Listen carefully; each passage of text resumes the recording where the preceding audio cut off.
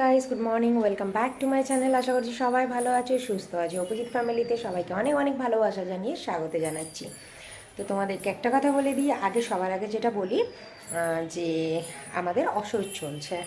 তোমাদের এটাই বলার ছিল যে কেন নিরামিষ খাচ্ছি, কেন কি সমস্যা, সেটা তোমাদেরকে জানানো উচিত, মানে অনেকদিন আগেই উচিত বলে মনে হয়েছিল, বাট জানাইনি, একটু সমস্যার জন্য জানানো হয়নি। আর তোমার হচ্ছে কি যেটা নিয়ম কানুন মানতে হয় সেগুলো অবভিয়াসলি সবগুলো মানছি। দেখছো আমার সিঁদুর মানে প্রায় হচ্ছে কি মানে নেই বললেই চলে, এ হয়ে যাচ্ছে। তো সিঁদুর পরতে নেই। তারপরে আমাদের বাড়িতে যেমন আছে সোনা পরতে নেই, বলে গায়ে খুলে কেউ মারা গেলে খুলে দিতে হয়।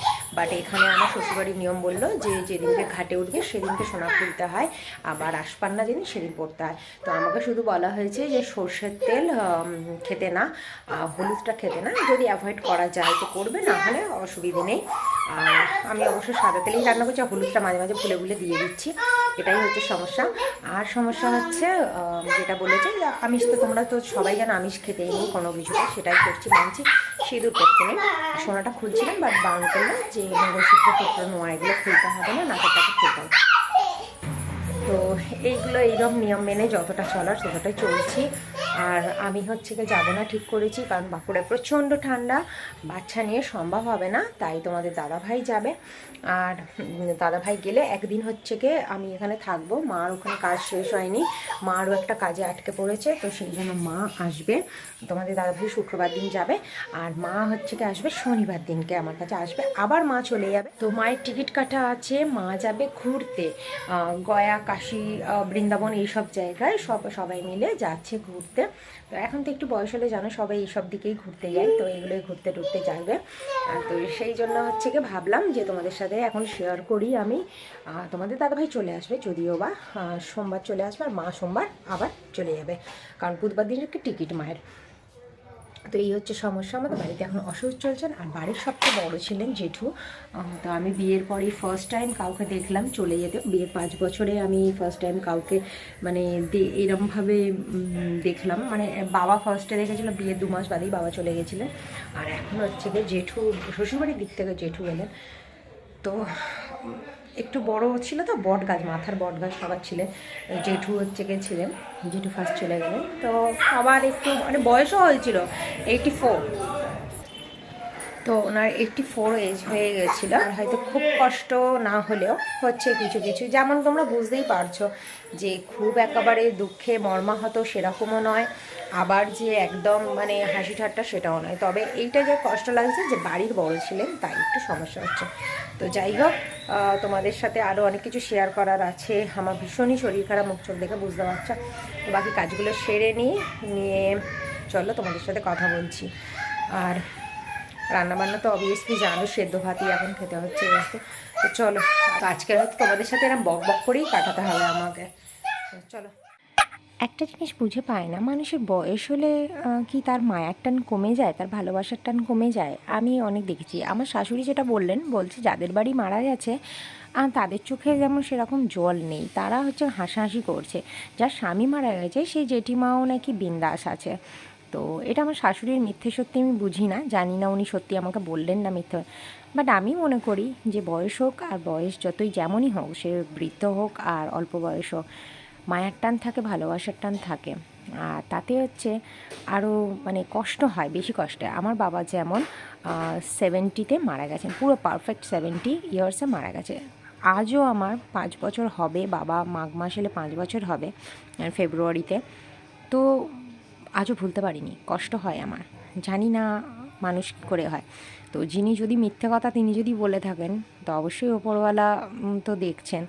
তো কাউকে নিয়ে এরম মিথ্যে কথা বলা উচিত না, সারা জীবনের জন্য চলে গেলেন। আর তার অন্তত ছেলে মেয়েরা যেমনই হোক না কেন, বলে স্ত্রী কখনো মানে সেরকম নয়। তো স্ত্রীকে নিয়ে স্ত্রী মজা করছেন সেটা হতে হয়। তো যাই হোক, সবার যেটা ব্যাপার।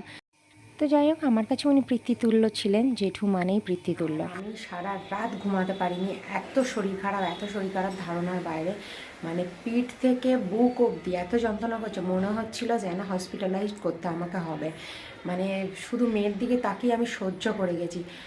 4বার বমি করেছি, তারপরে বাথরুমে গেছি, পটিতে গেছিলাম 2বার, তারপরে শুকনো মুড়ি খাচ্ছি, ওষুধ মানে ওমেসডি, আই থিঙ্ক ওমেসডি। তো বারবার জানলা দিকে তাকাচ্ছে, একটা পাখি এসছে সেই জন্য দেখছি পায়রাটা। তো ওমেসডি খেয়েছি দুখানা, দুটোই বমি করে তুলে দিয়েছি। থার্ডবারের টাইমে করলাম। রাত্রি 1টা থেকে শুরু হয়েছে, একটা 1:30টার মধ্যে শুরু হয়েছে, 4টে অবধি আমি এরকম কষ্ট পেয়ে গেছি। তো সারা রাত এত কষ্ট লেগেছে, সকালবেলা উঠে কোনো ব্রেকফাস্ট বানায়ও নি, খায়ও নি, কিচ্ছু করিনি। তো সকালবেলা থেকে ওঠা থেকে সব ঘরে টুকটাক কাজকর্ম করলাম, যেগুলো করার দরকার। তো সেগুলো টুকটাক করে নিয়ে এখন চলে এসেছি এই যে ব্রেকফাস্টে। আর এখানে দেখছো এই যে এখানে আছে মুড়ি জল ভিজিয়ে নিয়েছি বাতাসা দিয়ে। আর এখানে নিয়েছি মেয়ের হচ্ছে কি বিস্কিট নিয়েছি, দুধ বিস্কিট। তো এটা আপাতত খাবো আমি, কারণ আমার এখন এতটা শরীর খারাপ যে মানে কালকে না আসলে পনির হয়েছিল, তো রাত্রেবেলা একটু পনির মশলা বানিয়েছিলাম, পনির মশলার সাথে পরোটা খেয়েছি। মানে এতটা গ্যাস হয়ে গেছে ধারণার বাইরে। মানে আমার বাড়িতে এমনি সাধারণ মানে সারাক্ষণ কোল্ড ড্রিঙ্কস থাকে, তো স্প্রাইটটা ছিল, যদি লিমকা থাকতো ভালো হতো, কারণ লিমকাটা না ডাক্তাররাও সাজেস্ট করে। তো সেই জন্য আর কি করবো, স্প্রাইট ছিল, স্প্রাইটটাও খেয়েছি, তাতেও কমছে না, মানে এমন অবস্থা। 4টের সময় গিয়ে একটা আবার ওমেসডি মারলাম। তো ওমেসটা ওষুধটা ভীষণ হাই পাওয়ারের, বুঝলো তো, খুব ভালো, রেন্টাকের থেকে ভীষণ ভালো ওমেসড। তো ওমেসড মেরেছি, মারার পর না মানে খেয়েছি, খাবার পর বেশ ভালো লাগছিলো, আস্তে আস্তে মনে হচ্ছিলো যে কমছে।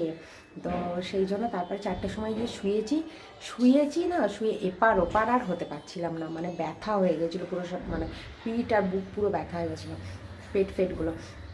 সেই অবস্থা আবার মেয়ে উঠে গেছিলো রাত্রির বেলা, মানে এত প্রবলেম হচ্ছিলো কী বলে। সকালে উঠে তোমাদের দাদাভাই বললো যে সাধারণ একদম খাবার খাও।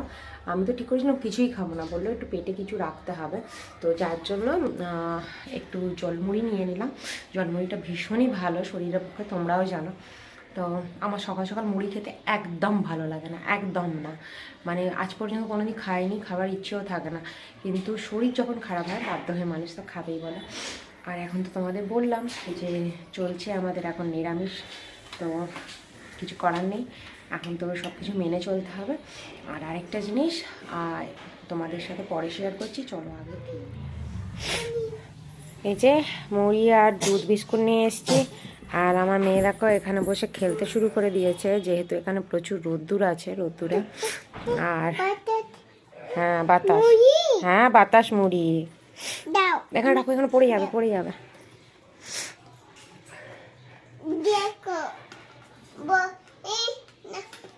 পড়ে যাবে, সব তুলো না, পড়ে যাবে, ওখানে রাখো, পড়ে যাবে বাবা। তো এখন তোমরা ভাবছো যে বেডরুমে খাচ্ছে, এই দেখো আমার সব নেল পালিশগুলো বার করেছে করে খাচ্ছে। আর এই যে সব নেল পালিশগুলো বার করেছে, ওই দেখো বাতাসা মুড়ি খাবে জল দিয়ে। নেল পালিশগুলো বার করে রেখে হচ্ছে কি এরকমভাবে খেলছে। এখানে সব রোদ্দুরে দিয়ে দিয়েছি, এখানে রোদ্দুরটা এসছে, অনেক কমে গেছে, কারণ 9টা বাজে আর কমে যাচ্ছে, আর পুরো রোদ্দুর ভর্তি হয়ে যায় সকালবেলা। তো এই দেখো মেয়ে হচ্ছে বাতাস মুড়ি খাচ্ছে, ও বাতাসাটাকে বাতাস মুড়ি বলে। হাই করে দাও বাবা একটু, ও হাইটা খুব সুন্দর শিখেছে। হাই আমার শানু, আমার গুলু, আমার বুচু। তো এখন বাতাস মুড়ি খাবে না, তুমি খাও, এখন গুলতে হবে বাবা, এখন হয়, এখন খাবো না, আর একটু হোক নিমা, তারপরে তো এখন খাবে। আর আমরা এই ঘরে বেডরুমে, তোমরা ভাবছো যে বেডরুমে হচ্ছে, এই দেখো খেয়েই যাচ্ছে। বেডরুমে কেন খাচ্ছি, কারণ রোদ্দুরটা না বেডরুমে পাওয়া যায়, ওইদিকে আর একটু বেলায়, মানে তোমাদের এই যে রুমটা দেখছো, এই রুমটাই হচ্ছে কি তোমার বেলা যত যে বাড়বে, মানে 11:30 12টা, তখন ওই রুমটায় গিয়ে রোদ্দুর আসবে। আর ব্যালকনিতে সকাল 6টা থেকেই রোদ্দুর চলে আসে, আর সেটা আবার এই 8টা 9টার সময় চলে যায়, মানে 2 ঘন্টার জন্য হয়তো রোদ্দুর আসে ব্যালকনিতে। বাট এই ঘরে রোদ্দুরটা গরমকালে পুরো 5টা অবধি, 5টা 6টা অবধি থাকে, আর শীতকালে এই ধরো 12টায় চলে যাবে, 12টা 12:30 রোদ্দুরটা কমতে কমতে চলে যাবে, আর ওই ঘরটায় আসবে বেলার দিকে। এই হচ্ছে আমার প্রবলেম ঘরের। সেই জন্য বলে সবসময় ঘর যদি করতে হয় বা ফ্ল্যাট কিনতে হয়, তাহলে সবসময় দক্ষিণ পূর্ব দিক খোলা নিতে হয়, উত্তর দিক তো কোনোদিনও নেবে না। আমাদের যেমন ওই রুমটা হচ্ছে উত্তর দিকে, ভীষণই বাজে, মানে আমি কত বেলায় যে খুলি ধারণার বাইরে, 10টা না বাজলে আমি রুমটা খুলতে পারি না। তো যাই হোক, আমি শুধু দেখছি স্কিনটা কেমন ডাল ডাল লাগছে, আর হলুদ হয়ে যাচ্ছে না কেমন, কিসের জন্য হলুদ লাগছে। তো যাই হোক চলো খেয়ে নিয়ে তারপর তোমাদের সাথে কথা বলছি। চলো বলো ছাদে, বলে দাও তা বলো, আগে বলো ছাদে। খালি পায়ে কেউ হাঁটে? হাত ধরো তাহলে, হাত ধরো। এই যে হাঁইটা যাবে। আর আমাদের ফ্ল্যাটে দেখো কেউ থাকে না, সকাল হলে সব বেরিয়ে কাজে, পুরো গোটা ফ্ল্যাটটাই আমি একা। তোমাদের দাদাভাইও বেরিয়ে গেল, এখন আমি একা। আরেকজন আসে, মানে থাকে, আজকে নেই। এই যে পেছনে এ থাকে, আর এও থাকে এই যে পেছনে, চারতলায় দুজনেই থাকে, আজকে নেই।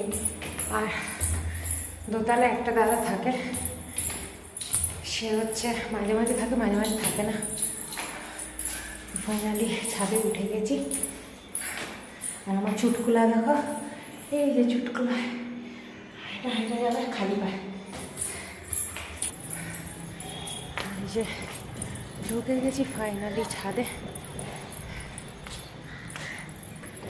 এত রোদ্দুর ধারণার বাইরে।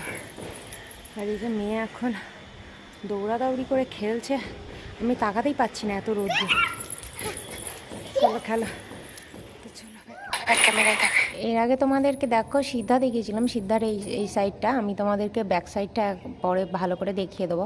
আগের দিন তো দেখালাম। আর এখানে দেখো সেরেনিয়া, জুম করে দেখাচ্ছি, সেরেনিয়ার এটা একটু দেখা যায় এখান থেকে, সিদ্ধাটা পুরো দেখা যায়। তো চলো আগে ব্লগটা এখানে শেষ করছি, কাল আবার ফিরে আসছি অন্য কিছু নিয়ে। সবাই ভালো থেকো, সুস্থ থেকো। আজকের মতো টাটা। আর ব্লগটা ভালো লেগে গেলে অবশ্যই লাইক কমেন্ট শেয়ার করে দিয়ে সাবস্ক্রাইব করতে ভুলো না। আর আজকে তো শুধু তোমাদের সাথে বক বক করেই কাটালাম, আর ছাদের দৃশ্যটা লাস্টে ভালো করে দেখলাম। চলো টাটা।